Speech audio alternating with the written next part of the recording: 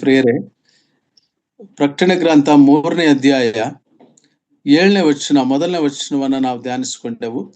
ಫಿಲದೆಲ್ಫಿಯಾದಲ್ಲಿರುವ ಸಭೆಯ ದೂತನಿಗೆ ಬರೆ, ಪರಿಶುದ್ಧನು ಸತ್ಯವಂತನು ದಾವೀದನ ಬೀಗದ ಕೈಯುಳ್ಳವನು, ಯಾರೂ ಮುಚ್ಚಿಕೊಡದಂತೆ ತೆರೆಯುವವನು, ಯಾರೂ ತೆರೆಯದಂತೆ ಮುಚ್ಚುವವನು ಆಗಿರುವಾತನು ಹೇಳುವುದೇನೆಂದರೆ, ಅಲ್ಲಿಗೆ ನಾವು ನಿಲ್ಲಿಸಿಕೊಂಡು ಕಳೆದ ಸಾರಿ ಪರಿಶುದ್ಧನು ಎಂಬುದಾಗಿರುವ ವಿಷಯದಲ್ಲಿ ದೇವರ ಪರಿಶುದ್ಧತೆಯ ಪ್ರಾಮುಖ್ಯತೆ ಏನು ಎಂಬುದಾಗಿರುವ ಕೆಲವು ಅಂಶಗಳನ್ನ ನಾವು ಕಳೆದ ಸಂದೇಶದಲ್ಲಿ ಧ್ಯಾನಿಸಿದೆವು ಪ್ರಿಯರೇ. ಅದಕ್ಕೆ ಯೆಶಾಯನ ಪ್ರವಾದನೆ ಗ್ರಂಥದಲ್ಲಿ ನಾವು 6ನೇ ಅಧ್ಯಾಯ 3ನೇ ವಚನದಲ್ಲಿ ಸೆರಾಫಿಯರು ಯಾವ ರೀತಿ ದೇವರನ್ನ ಪರಿಶುದ್ಧನು ಪರಿಶುದ್ಧನು ಪರಿಶುದ್ಧನೆಂಬುದಾಗಿ ಕೊಂಡಾಡ್ತಿರುವಂತಹದನ್ನು ನಾವು ಕೇಳಿಸ್ಕೊಂಡೆವು.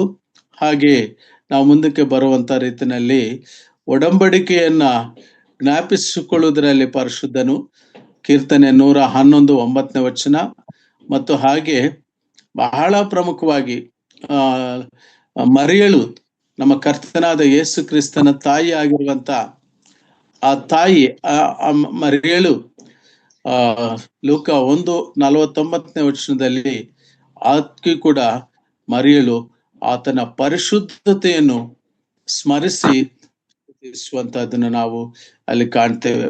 ಪರಿಶುದ್ಧನು ಕರ್ತನಲ್ಲಿ ಪ್ರಿಯರೇ. ಹಾಗೆ ಮಹಾಯಾಜಕನು, ಇಬ್ರಿಯ ಪತ್ರಿಕೆ 7:26, ನಮಗೆ ಬೇಕಾದ ಮಹಾಯಾಜಕನು ಈತನೇ ಎಂಬುದಾಗಿ ನಾವು ಧ್ಯಾನಿಸ್ತಾ ಬಂದೆವು. ಅಪ್ಲಿಕೇಶನ್ ಮಾಡ್ತಾ ಸತ್ಯವೇದದಲ್ಲಿ ನಾವು ಈ 7 ಸಭೆಗಳ ವಿಷಯದಲ್ಲಿ ಧ್ಯಾನ ಮಾಡ್ತಾ ನಾವು ಇಂಟರ್ಲೈನಿಯರ್ ಮೆಥಡ್ ನಲ್ಲಿ ಒಂದೊಂದು ವಚನವನ್ನು, ಒಂದೊಂದು ಪದವನ್ನು, ಆ ಒಂದು ವಚನದ ಅಥವಾ ಆ ಒಂದು ಪದದ ಐತಿಹಾಸಿಕ ಹಿನ್ನೆಲೆ ಆಗಿರ್ಬೋದು, ಭೌಗೋಳಿಕ ಹಿನ್ನೆಲೆ ಆಗಿರ್ಬೋದು, ಅದರ ಸಮಕಾಲೀನ ಹಿನ್ನೆಲೆ ಆಗಿರ್ಬೋದು, ಅದರ ಆತ್ಮೀಯ ಅರ್ಥದ ಹಿನ್ನೆಲೆಯಲ್ಲಿ ಎಟಿಮಲಾಜಿಕಲ್ ಸಿಗ್ನಿಫಿಕೆನ್ಸ್, ಒಂದೊಂದು ಪದದ ಆ ಅರ್ಥವನ್ನ ನಾವು ನಮನ ಮಾಡ್ಕೊಂಡೇವೆ, ನಾವು ಜ್ಞಾಪ ಮಾಡ್ಕೊಂಡೆವು. ಈಗ ಜಸ್ಟ್ ನಮಗೆ ರೀಕ್ಯಾಪ್ ಕೊಡ್ತಾ at the same time questions ನ ಸ್ವಲ್ಪ ಮಟ್ಟಿಗೆ ನಿಮ್ಮಲ್ಲಿ 1-2 ಪ್ರಶ್ನೆಗಳನ್ನ ಕೇಳ್ತಾ, ಪೇತ್ರನು ಬರೆದ ಮೊದಲನೇ ಪತ್ರಿಕೆ 1ನೇ ಅಧ್ಯಾಯ 15ನೇ ವಚನದಲ್ಲಿ ಒಂದು ಸಂಗತಿಯನ್ನು ನಾವು ಜ್ಞಾಪ ಮಾಡಿಕೊಂಡೆವು. ನಾವು ಪರಿಶುದ್ಧತೆ ಹೇಗೆ, ನಾನು ಪರಿಶುದ್ಧನಾಗಿರುವ ಪ್ರಕಾರ ನೀವು ಪರಿಶುದ್ಧರಾಗಿರಬೇಕು ಅಂತ ಹೇಳುತ್ತಾ ಒಂದು ಕಂಪ್ಯಾರಿಸನ್ ಅಲ್ಲಿ ನಾವು ಕಂಡೆವು. ಅದು ಯಾವ ಕಂಪ್ಯಾರಿಸನ್ ಹೇಳ್ತೀರಾ?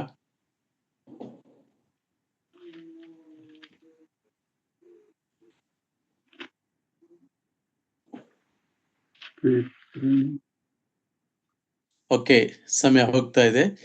ವಿಧೇಯರಿಗೆ ತಕ್ಕಂತೆ, ಹಾಗಿರುವಾಗ ನಾವು ಪರಿಶುದ್ಧತೆಯನ್ನ ಕಾಪಾಡ್ತೇವೆ. ಆಮೇಲೆ ವಿಶ್ವಾಸಿಗಳಾದ ನಾವು ದೇವರ ಪರಿಶುದ್ಧತೆಯನ್ನ ನಮ್ಮ ಅನುದಿನದ ಜೀವಿತದಲ್ಲಿ ಹೇಗೆ ಕಾಪಾಡ್ಕೋಬಹುದು ಅಂತ ಹೇಳ್ತಾ ಮತ್ತೊಂದು ವಚನವನ್ನ ತಮ್ಮ ಮುಂದೆ ನಾನು ಪ್ರಸ್ತಾವಪಡಿಸಿದ್ದೆ. ಇಬ್ರಿಯದವರೆಗೂ ಬರೆದ ಪತ್ರಿಕೆ 12ನೇ ಅಧ್ಯಾಯ 14-16 ವಚನಗಳಲ್ಲಿ ಆ ವಚನಗಳ ನಡುವೆ ಇರುವಂತ ಒಂದು ಬ್ರೀಫ್, ಒಂದು 2 ಪದಗಳಲ್ಲಿ ಅದನ್ನ ಹೇಳಿದೆ. ಹೇಗೆ ನಾವು ಪರಿಶುದ್ಧತೆ ಕಾಪಾಡ್ಕೋಬಹುದು ಅಂತ ಹೇಳ್ತೀರಾ?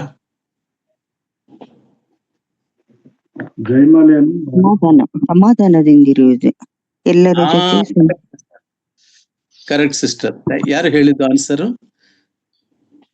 Sister Jacob answer. ಸಿಸ್ಟರ್ ಯಾರು ಹೇಳಿದ್ದು?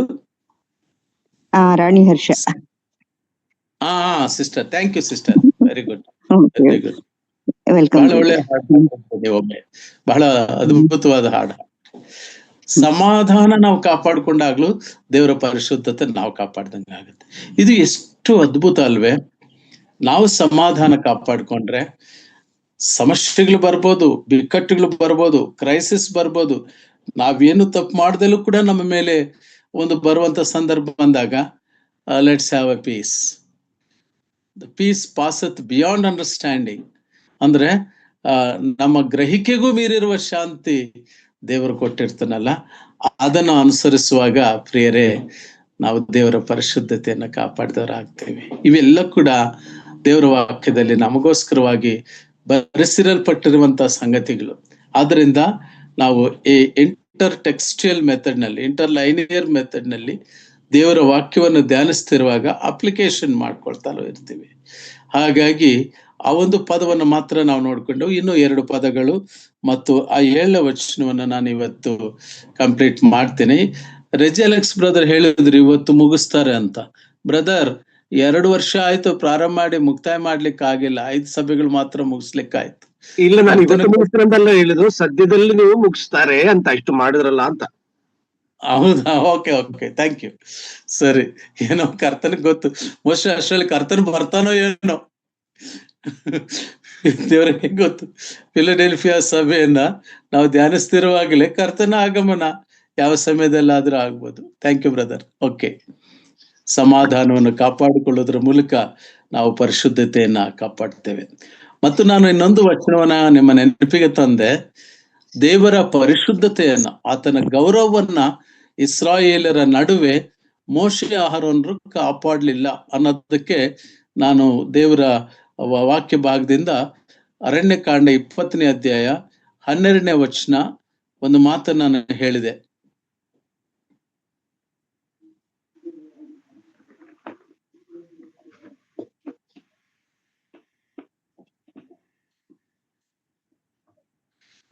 ಮೋಶೆ ಕನ್ಫ್ಯೂಸ್ ಆದರು ಅನ್ನೋ ಒಂದು ಪದ ಉಪಯೋಗಿಸಿದೆ.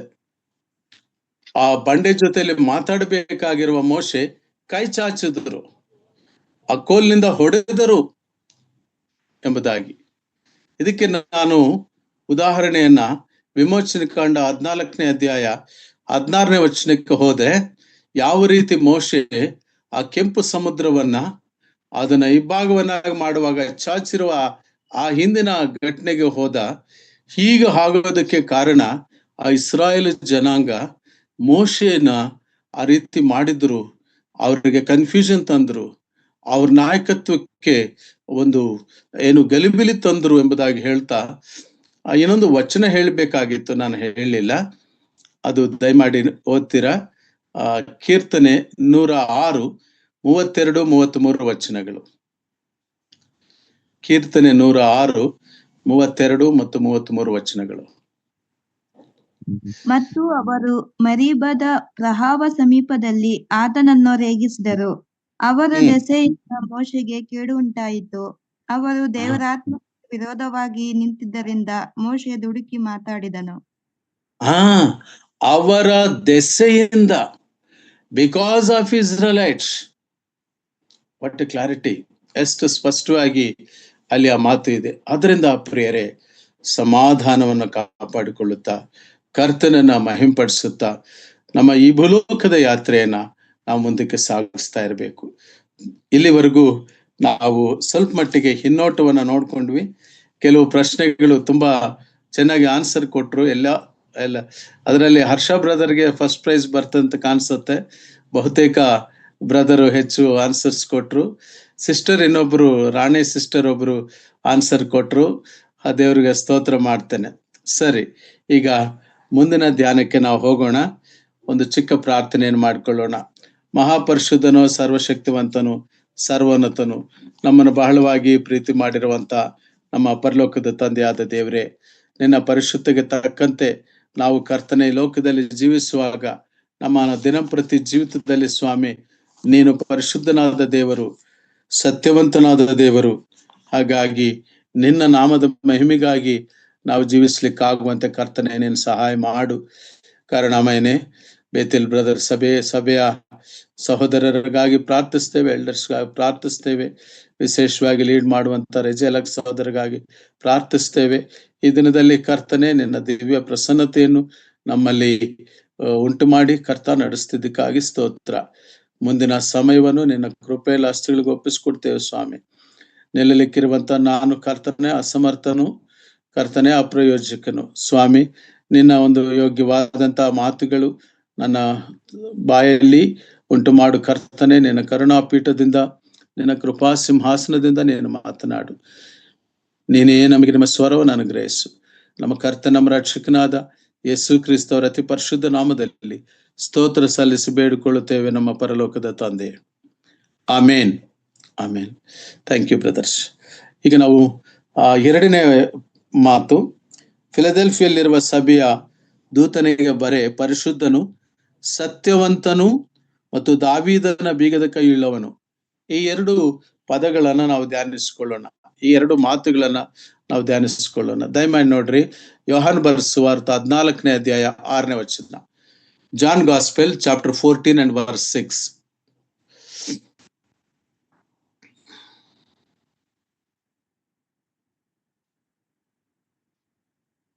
ನೀವು ನನ್ನನ್ನು ಪ್ರೀತಿಸುವವರಾದರೆ ನನ್ನ ಆಜ್ಞೆಗಳನ್ನು ಕೈಕೊಂಡು ನಡೆಯುವಿರಿ. ಆಗ ನಾನು ತಂದೆಯನ್ನು ಕೇಳಿಕೊಳ್ಳುವೆನು, ಆತನು ನಿಮಗೆ ಬೇರೊಬ್ಬ ಸಹಾಯಕನನ್ನು ಸದಾಕಾಲ ನಿಮ್ಮ ಸಂಗಡ ಇರುವುದಕ್ಕೆ ಕೊಡುವನು. ಆ ಸಹಾಯಕನು ಯಾರೆಂದರೆ ಸತ್ಯದ ಆತ್ಮನೇ. ಲೋಕವು ಆತನನ್ನು ನೋಡದೆಯೇ ತಿಳಿದೆಯೇ ಇರುವುದರಿಂದ ಆತನನ್ನು ಹೊಂದಲಾರದು. ನೀವು ಆತನನ್ನು ಸಾಕು ಸಿಸ್ಟರ್, ಕರೆಕ್ಟ್ ಆಗಿ ನೀವು ಓದಿದ್ದೀರಿ. ದೇವ್ರ ನಾಮಕ್ಕೆ ಸ್ತೋತ್ರ ಸಲ್ಲಿಸ್ತೇನೆ. ನಾವಲ್ಲಿ ಗಮನಿಸಿ ನೋಡುವಾಗ ಆತನು ಸತ್ಯದ ಆತ್ಮನು. ನಮ್ಮ ಕರ್ತನಾದ ಯೇಸು ಕ್ರಿಸ್ತನು ಕೂಡ ಸತ್ಯವಂತನೇ ಆಗಿದ್ದಾನೆ.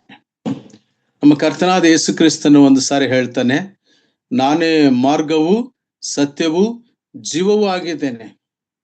ಸತ್ಯದ ಸ್ವರೂಪವನ್ನ ನೋಡಬೇಕಾದ್ರೆ ಕ್ರಿಸ್ತನಲ್ಲಿಯೇ ನಾವು ನೋಡ್ತೇವೆ. ಮತ್ತು ನಾವು ನೋಡುವಾಗ ಸತ್ಯದ ಆತ್ಮನು, ಪರಿಶುದ್ಧ ಆತ್ಮನು ನಮ್ಮಲ್ಲಿ ಸತ್ಯಾತ್ಮಗಳ ಗ್ರಹಿಕೆಯನ್ನು ಉಂಟು ಮಾಡ್ತಾನೆ. ಪ್ರಿಯರೇ, we can have the discerning spirit. ಇದು ನಮಗೆ ಹೇಗೆ ಬಂತು ಅಂದ್ರೆ, ಸತ್ಯವಂತನಾದ ನಮ್ಮ ಕರ್ತನಾದ ಯೇಸು ಕ್ರಿಸ್ತನ ಮೂಲಕವಾಗಿ. ಒಂದು ವಿಷಯವನ್ನು ನಾವು ಯೋಚಿಸೋಣ. ಕರ್ತನಾದ ಯೇಸು ಕ್ರಿಸ್ತನು ಹೇಳಿದನು, ನಾನೇ ಮಾರ್ಗವು ಸತ್ಯವೂ ಜೀವವೂ ಆಗಿದ್ದೇನೆ. ಇಲ್ಲಿ 3 ಪದಗಳಲ್ಲಿ ಮಾರ್ಗವು ಮತ್ತು ಜೀವವು, ಈ 2 ಪದಗಳ ನಡುವೆ ಸತ್ಯವು ಎಂಬುದಾಗಿರುವಂತಹ ಪದ ಉಪಯೋಗಿಸಲ್ಪಟ್ಟಿದೆ. ಪ್ರಿಯರೇ, ಯಾಕೆ ಸತ್ಯವು ಮಧ್ಯದಲ್ಲಿಯೇ ಹೇಳಲ್ಪಟ್ಟಿದೆ? ಕರ್ತನಾದ ಯೇಸು ಕ್ರಿಸ್ತನು ಯಾಕೆ ನಾನೇ ಸತ್ಯವೂ ಮಾರ್ಗವು ಜೀವವು ಎಂಬುದಾಗಿ ಹೇಳಲಿಲ್ಲ? ಅಥವಾ ಯಾಕೆ ನಾನೇ ಜೀವವು ಮಾರ್ಗವು ಸತ್ಯವು ಎಂಬುದಾಗಿ ಹೇಳಲಿಲ್ಲ? ಪ್ರಿಯರೇ, ಆತನು ಮೊದಲು ನಮಗೆ ಪರಲೋಕಕ್ಕೆ ಮಾರ್ಗವನ್ನು ಮಾಡಿದನು. That is the chronological order. ನಮ್ಮ ಕರ್ತನಾದ ಯೇಸು ಕ್ರಿಸ್ತನು ಯಾವಾಗಲೂ ಕೂಡ ಆತನು ಸತ್ಯವಂತನಾಗಿ, ನೀತಿವಂತನಾಗಿ, ಪರಿಶುದ್ಧನಾಗಿ, ಆತನು ಸೃಷ್ಟಿಕರ್ತನಾಗಿ, ವಿಮೋಚನಕರ್ತನಾಗಿ ಎಲ್ಲವನ್ನು ಕೂಡ ಆ ಕ್ರಮದ ಪ್ರಕಾರವಾಗಿ, ಆ ಧರ್ಮದ ಪ್ರಕಾರವಾಗಿ ಹೇಳುವವನು ಮತ್ತು ಮಾಡುವ ದೇವರು. ಯಾಕೆಂಬುದಾಗಿ ಹೇಳುವಾಗ ಕೀರ್ತನೆಗಾರನ ಒಂದು ಮಾತು ಹೇಳ್ತಾನೆ. ಕೀರ್ತನೆ 77, 13, 14ನೇ ವಚನದಲ್ಲಿ, ಸಮಯ ಇಲ್ದಿರೋದ್ರಿಂದ ಆಮೇಲೆ ನೋಡ್ಕೊಂಡ್ರೆ ಆಗ್ತದೆ. ಕೀರ್ತನೆ 77, 13, 14 ಅಲ್ಲಿ ನಾವು ದೇವರ ಮಾರ್ಗಗಳು ಪರಿಶುದ್ಧವಾದವುಗಳು ಎಂಬುದಾಗಿ ಕಾಣ್ತೇವೆ. ದೇವ, ನಿನ್ನ ಮಾರ್ಗಗಳು ಪರಿಶುದ್ಧವಾದವು. Just are the ways of God and justifiable to men. ದೇವರ ಮಾರ್ಗಗಳು ಪರಿಶುದ್ಧವಾದವುಗಳು. ಆದ ನಂತರ ಸತ್ಯತೆಯನ್ನು ಮಧ್ಯಕ್ಕೆ ತಂದಿಟ್ಟಿದ್ದಾರೆ.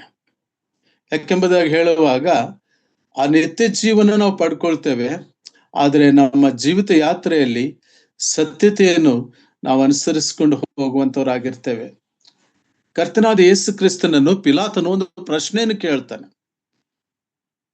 ಆ ಪ್ರಶ್ನೆಯನ್ನು ಕೇಳುವಾಗ ಆತನಲ್ಲಿ ಸ್ವಲ್ಪ ಹೊತ್ತಿಗೆ ಮತ್ತೆ ತಕ್ಷಣ ಹೊರಟೋಗ್ಬಿಡ್ತಾನೆ ಪಿಲಾತನು.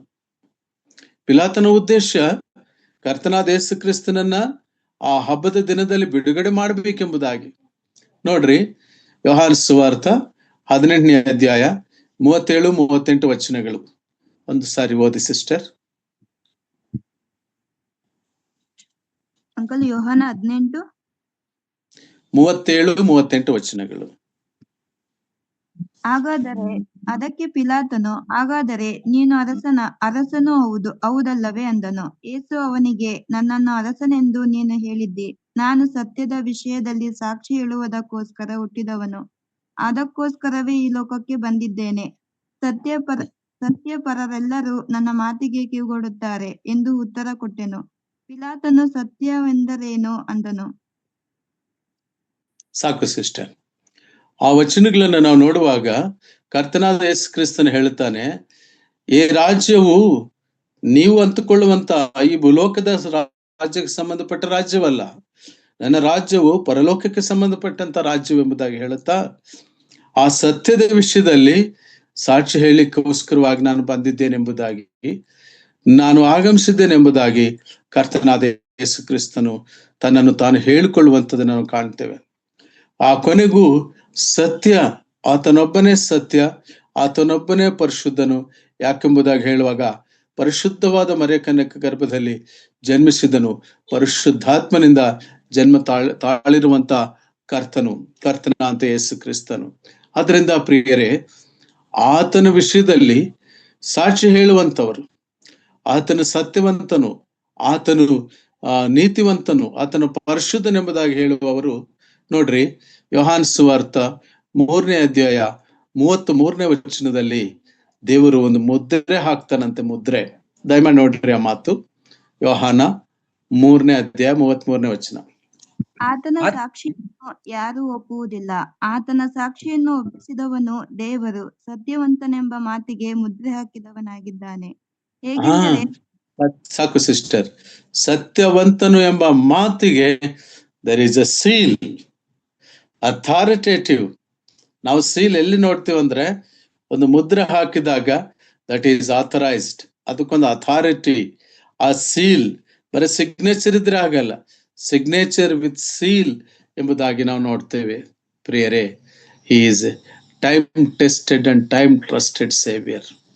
ನಮ್ಮ ಕರ್ತನಾದ ಯೇಸು ಕ್ರಿಸ್ತನು, ಆತನು ಪರೀಕ್ಷಿತನು, ಆತನು ನಿಷೇಧಿಸಲ್ಪಟ್ಟ ಕಲ್ಲು ಮೂಲೆಗೆ ತಲೆಗಲ್ಲು ಆಯಿತು ಎಂಬುದಾಗಿ ನಾವು ನೋಡುವ ಹಾಗೆ, he has become the corner stone.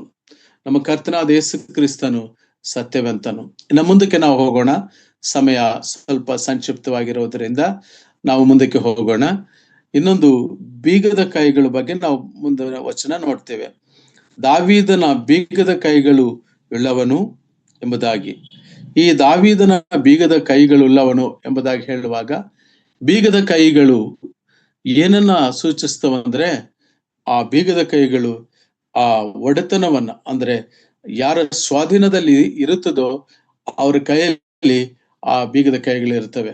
For example, ಈಗ ಹರ್ಷ ಬ್ರದರ್ ಕೈಲಿ ಬೀಗದ ಕೈಲಿ ಇರ್ತವೆ. ನಾವು ಚರ್ಚ್ಗೆ ಮುಂಚಿತ ಹೋಗ್ತೀವಿ ಅಂತ ತಿಳ್ಕೊಳ್ಳೋಣ, ಆದ್ರೆ ನಾವು ಒಳಗೆ ಹೋಗ್ಬೇಕಾದ್ರೆ ಆ ಯಾರು ಹಕ್ಕುದಾರ ಇರ್ತಾರೋ, ಯಾರು ಆ ಬಾಧ್ಯತೆಯುಳ್ಳವರಾಗಿರ್ತಾರೋ, ಅಲ್ಲಿ ಬಾಗಿಲು ತೆಗೆದಿರುವಾಗ ಮಾತ್ರ ನಾವು ಒಳಗೆ ಹೋಗುವಂತವರಾಗ್ತೇವೆ.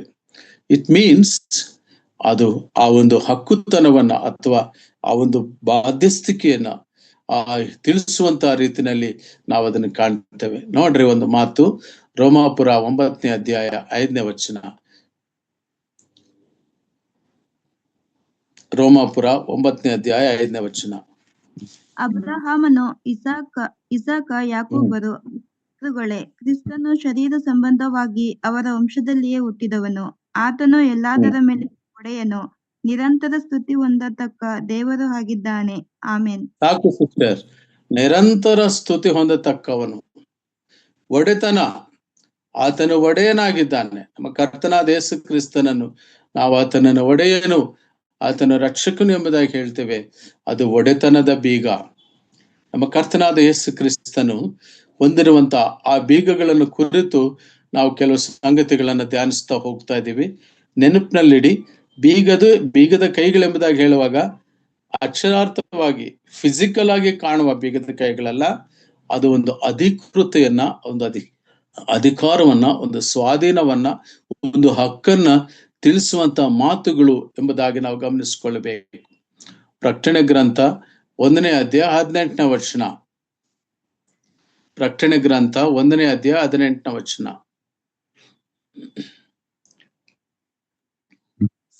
ಸತ್ತವನಾದೆನು ಮತ್ತು ಇಗೋ ಯುಗಾಂತರಗಳಲ್ಲಿಯೂ ಬದುಕುವವನಾಗಿದ್ದೇನೆ. ಮರಣದ ಮತ್ತು ಪಾತಾಳದ ಬೀಗದ ಕೈಗಳು ನನ್ನಲ್ಲಿ ಅವೆ. ಆದುದರಿಂದ ಸಾಕು ಸಿಸ್ಟರ್. ಪ್ರಕಟಣೆ ಗ್ರಂಥದ ಪ್ರಾರಂಭದ ಅಧ್ಯಾಯದಲ್ಲಿ ನಾವಿಲ್ಲಿ ಗಮನಿಸಿ ನೋಡುವಾಗ ಕರ್ತನಾದ ಯೇಸು ಕ್ರಿಸ್ತನು ಹೇಳ್ತಾನೆ ಯೋಹಾನನಿಗೆ, ಯೋಹಾನು, ನಾನು ಒಂದು ಕಾಲದಲ್ಲಿ ಸತ್ತವನಾದೆನು, ಆದರೆ ಯುಗ ಯುಗಗಳಲ್ಲಿಯೂ ನಾನು ಬದುಕೋನಾಗಿದ್ದೇನೆ ಎಂಬುದಾಗಿ ಕ್ರಿಸ್ತನ ದೈವತ್ವವನ್ನ, ಆತನ ಮಹತ್ವವನ್ನು ತಿಳಿಸುತ್ತಾ ಇನ್ನೊಂದು ಮಾತನ್ನ ಹೇಳುವುದನ್ನು ನಾವು ಗಮನಿಸ್ತೇವೆ.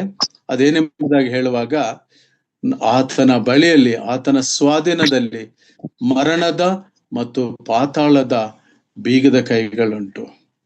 He is responsible for it. ಆ ಮರಣದ ಬಾಗಿಲುಗಳು, ಪಾತಾಳದ ಬಾಗಿಲುಗಳು ಆತನ ಬಳಿಯಲ್ಲಿವೆ ಎಂಬುದನ್ನು ನಾವು ಕಾಣ್ತೇವೆ. ಹರ್ಷ ಬ್ರದರ್, ವಿಡಿಯೋಗೆ ಬಂದಿರಿ, ಏನಾದ್ರೂ ಹೇಳಿಕ್ಕಿದೆಯಾ? You want to tell something? No, brother. Please continue, brother. Okay, no problem. Continue. Be there. ನಾವು ಇನ್ನೊಂದು ಸಂಗತಿ ಹಳೆ ಒಡಂಬಡಿಕೆಯಲ್ಲಿ ನೋಡೋಣ. ಈ ಮರಣದ ದ್ವಾರ ಹೇಗಿರುತ್ತೆ, ಯಾರೆಲ್ಲ ಆ ದ್ವಾರದ ಒಳಗೆ ಹೋಗ್ತಾರೆ ಅಂತ.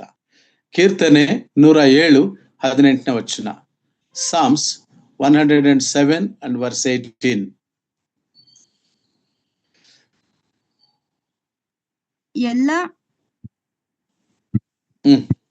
ಎಲ್ಲ ಆಹಾರಕ್ಕೂ ಅಸಹ್ಯಪಟ್ಟು ಮರಣ ದ್ವಾರಕ್ಕೆ ಸಮೀಪವಾದರು. ಸಾಕು ಬ್ರದರ್. ಇದು ಮನುಷ್ಯರ ಫಿಸಿಕಲ್ ಡೆತ್ ಬಗ್ಗೆ ಹೇಳಲ್ಪಟ್ಟಿರುವಂತಹ ಒಂದು ಸಂಗತಿ. ಕರ್ತನಲ್ಲಿ ಪ್ರಿಯರೇ, ಈ ಲೋಕಯಾತ್ರೆ ನಾವು ಮುಕ್ತಾಯ ಮಾಡಿದಾಗ ದಾವಿದನು ಒಂದು ಸಾರಿ ದೇವ್ರನ್ನ ಕೇಳ್ತಾನೆ, ನನ್ನ ಅಂತ್ಯವನ್ನು ನನಗೆ ತಿಳಿಸು ದೇವ್ರೆ, ನನ್ನ ಹೃದಯದಲ್ಲಿ ಉರಿ ಉಂಟಾಗ್ತಾ ಇದೆ. I want to know where is my end, ನನ್ನ ಅಂತ್ಯವು ಹೇಗೆ ನನಗೆ ತಿಳಿಸು ಅಂತ. ಇಲ್ಲಿ ನಾವು ಗಮನಿಸಿ ನೋಡುವಾಗ ಆ ಮರಣದ ದ್ವಾರಕ್ಕೆ ಹೋಗುವವರಿಗೆ ಆಹಾರವು ಅಸಹ್ಯವಾಗುತ್ತದಂತೆ. ನೀವು ಬಿರಿಯಾನಿ ಕೊಟ್ಟರು ಅವಾಗ ತಿನ್ನಕ್ಕೆ ಅವ್ರಿಗೆ ಆಗೋದಿಲ್ಲ. ಅಂದ್ರೆ ಆ ಕೊನೆ ದಿನಗಳಲ್ಲಿ ಆಯುಷ್ಕಾಲ ಮುಗಿದು ಇಹಲೋಕ ಯಾತ್ರೆ ತ್ಯಜಿಸಿ ಕರ್ತನ ಬಳಿಗೆ ಹೋಗುವ, ಈ ದೇಹವೆಂಬ ಗುಡಾರ ಬಿಡುವಂತ ಸಮಯದಲ್ಲಿ ಆಹಾರವ ಮೇಲೆ ಅಸಹ್ಯ ಉಂಟಾಗುತ್ತೆ. ನೀರು ಕುಡಿಯಲು ಕೂಡ ಅದು ವಾಪಸ್ ಬರ್ತದೆ. ಇದನ್ನು ಕೇಳಿಸ್ಕೊಳ್ತಾ ಭಯಪಟ್ಟಕ್ಕೆ ಹೋಗ್ಬೇಡ್ರಿ, ಯಾಕಂದ್ರೆ ನಮಗೆ ಮರಣ ಭಯವೇ ಇಲ್ಲದ ಹಾಗೆ ಮಾಡಿದನು ನಮ್ಮ ಕರ್ತನಾದ ಯೇಸು ಕ್ರಿಸ್ತನು. ಮರಣದಿಂದಲೂ ಮರಣ ಭಯದಿಂದಲೂ ನಮ್ಮನ್ನು ತಪ್ಪಿಸಿದಾತನು ನಮ್ಮ ಕರ್ತನಾದ ಯೇಸು ಕ್ರಿಸ್ತನು. ಆದರೆ ಕೀರ್ತನೆಗಾರನಲ್ಲಿ ಹೇಳುವಾಗ ಆ ಮರಣದ ದ್ವಾರ ಅಲ್ಲಿ ಇದೆ. ಆ ದ್ವಾರದ ಸ್ವಾಧೀನ, ಆ ದ್ವಾರದ ಬೀಗದ ಕೈ ನಮ್ಮ ಕರ್ತನಾದ ಯೇಸು ಕ್ರಿಸ್ತನ ಬಳಿಯಲ್ಲಿದೆ ಎಂಬುದಾಗಿ ಯೋಹಾನನಿಗೆ ಹೇಳುತ್ತಾ ಪ್ರಕಟಣೆ ಗ್ರಂಥ 1ನೇ ಅಧ್ಯಾಯ 18ನೇ ವಚನದಲ್ಲಿ ದೇವರು ಸ್ಪಷ್ಟಪಡಿಸಿರುವಂತದನ್ನು ನಾವು ಕಾಣ್ತೇವೆ. ಹಾಗಾದ್ರೆ ಪಾತಾಳದ ದ್ವಾರ ಅದು ಎಲ್ಲಿದೆ ಎಂಬುದನ್ನು ಕೂಡ ನಾವು ಸತ್ಯವೇದದಲ್ಲಿ ನೋಡೋಣ.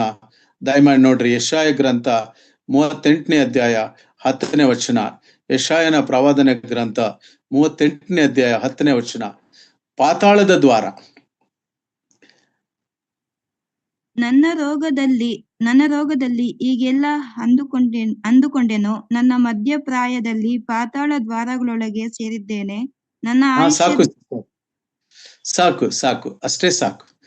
ವಾಕ್ಯ ಅಷ್ಟೇ ಸಾಕು. ಥ್ಯಾಂಕ್ ಯು, ಚೆನ್ನಾಗಿ ಓದಿದಿರಿ. ಮಹಾ ಅರಸನು, ಇಸ್ರಾಯೇಲಲ್ಲಿ ದೊಡ್ಡ ಭಕ್ತ ಸಂಜೀವನಿ ತಂದಂತವನು ಪ್ರೇರೆ ಯಾರು ಗೊತ್ತೇ? ಹಿಜ್ಕೀಯನು. ಆ ಹಿಜ್ಕೀಯ ಅರಸನು ಆತ ಸ್ಪಷ್ಟವಾಗಿ ಹೇಳ್ತಾನೆ, ನನ್ನ ಬದುಕಿನ ಮಧ್ಯಪ್ರಾಯದಲ್ಲಿಯೇ ನಾನು ಪಾತಾಳದ ದ್ವಾರಕ್ಕೆ ಹೋಗ್ತೇನೆ. ಇವರೆಲ್ಲರೂ ಕೂಡ ಮಹಾನ್ ಭಕ್ತರು, ದೈವಜ್ಞಾನವನ್ನು ಪಡೆದವರು, ಕರ್ತನನ್ನ ಅರಿದಂಥವರು, ಕರ್ತನ ಜ್ಞಾನವನ್ನು ತಿಳಿದಂಥವರು. ಆತ ದೇವರನ್ನ ಬೇಡಿಕೊಂಡಾಗ ಇನ್ನು 15 ವರ್ಷ ಹೆಚ್ಚಾಗ್ತದೆ ಆಗ ಅಂತ್ಕೊಳ್ತಾ ಇದ್ದಾನೆ. ಅವಾಗ ದೇವರು ಹೇಳ್ತಾನೆ, ದೇವರು ಪ್ರವಾದಿಗೆ ಹೇಳಿ ಕಳಿಸ್ತಾನೆ, ನೀನು ಹೋಗಿ ಹೇಳು. ಆ ಹಿಜ್ಕೀಯನ ಕಣ್ಣೀರಿನ ಪ್ರಾರ್ಥನೆ ದೇವರಿಗೆ ತಲುಪಿದೆ ಪ್ರಿಯರೇ. God extended the life span of Hezekiah. ಆಗ ಆತನ ಆ ನೆನಪಿನಲ್ಲಿ ಆತನು ಉಲ್ಲೇಖಿಸ್ತಾ ಹೇಳುವಂತದ್ದು ಪಾತಾಳದ ಒಂದು ದ್ವಾರ ಇದೆ. ಕರ್ತನಲ್ಲಿ ಪ್ರಿಯರೇ,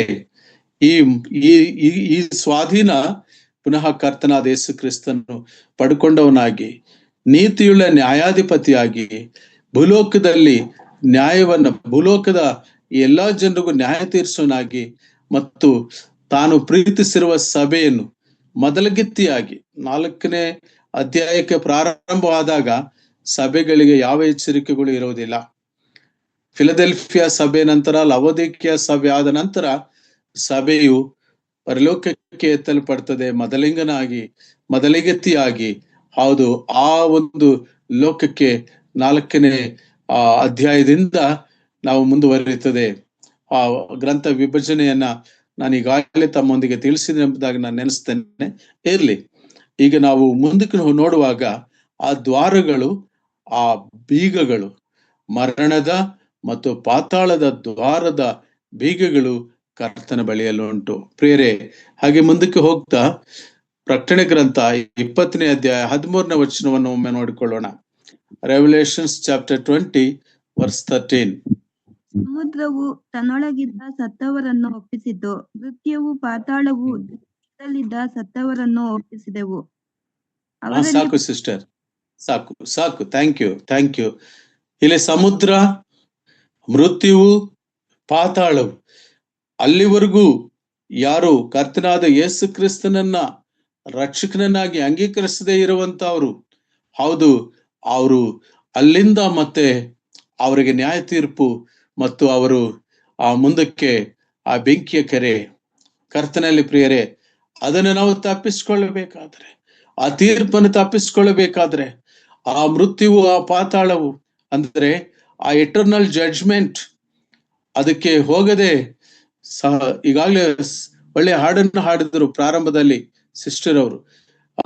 ಆ ಕರ್ತನ ಬರುವ ದಿನವು ನಮಗೆ ಎಷ್ಟು ಆನಂದ. ನಾವೆಲ್ಲರೂ ಕೂಡ ಕರ್ತನಾದ ಯೇಸು ಕ್ರಿಸ್ತನ ನಂಬಿರೋರಾಗಿದ್ದೇವೆ, ದೇವರಿಗೆ ಸ್ತೋತ್ರ. ಈಗ ಏನು 18 ಜನ ನಾವು ಏನು ಸೇರಿದ್ದೇವೆ, ನಾವೆಲ್ಲರೂ ಕೂಡ ಆತನ ಒಂದು ಪರಲೋಕಕ್ಕೆ ಬಾಧ್ಯಸ್ಥರಾಗಿದ್ದೇವೆ.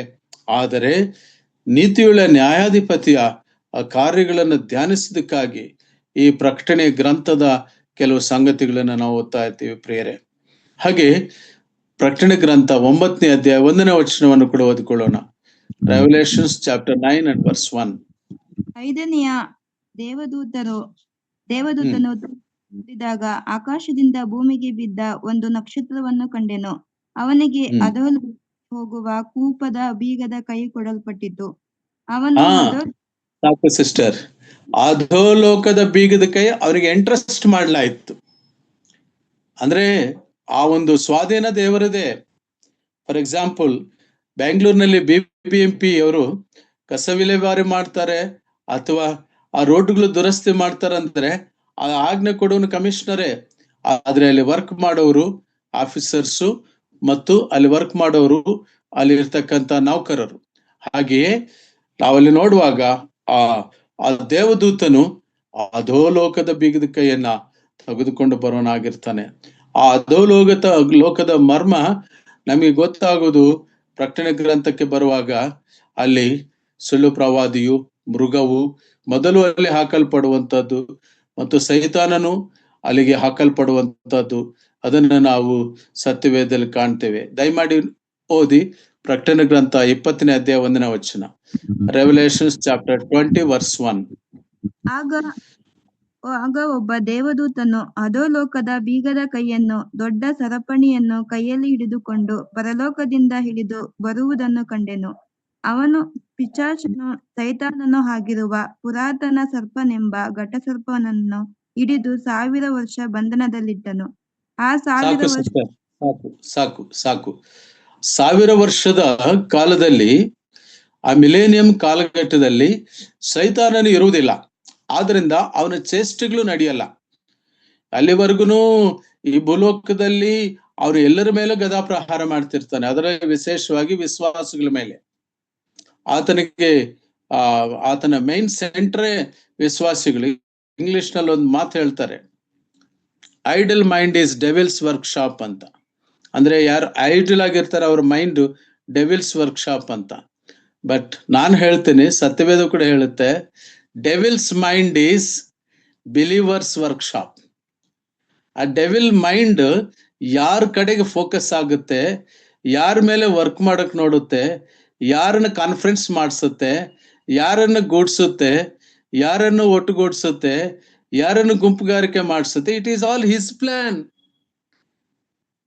ರೆಫಾರ್ಮೇಶನ್ ಥಿಯಾಲಜಿನಲ್ಲಿ ಸ್ಯಾಟನಿಕ್ ಆಕ್ಟಿವಿಟೀಸ್ ಎಷ್ಟಿವೆ ಎಂಬುದು ನಾವು ಧ್ಯಾನಿಸ್ಲಿಕ್ಕೆ ಆಗದಿರೋ ಅಷ್ಟು ಅಗಾಧವಾದಂಥವು.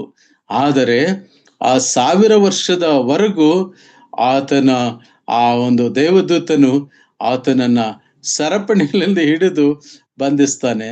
ಆದ್ರೆ ಇನ್ನೊಂದು ಮಾತಲ್ಲಿ ಬರೆಯಲ್ಪಟ್ಟಿದೆ ಪ್ರಕಟಣೆ ಗ್ರಂಥದಲ್ಲಿ, 1000 ವರ್ಷದ ನಂತರ ಕೊಂಚ ಕಾಲ, ಸ್ವಲ್ಪ ಕಾಲ ಮತ್ತೆ ಅವನು ಬಿಡುಗಡೆ ಆಗ್ತದೆ. ಇರ್ಲಿ, ನಮ್ಮ ಧ್ಯಾನಾಂಶ ಅಷ್ಟು ಮುಂದಕ್ಕೆ ಹೋಗ್ತಿಲ್ಲ.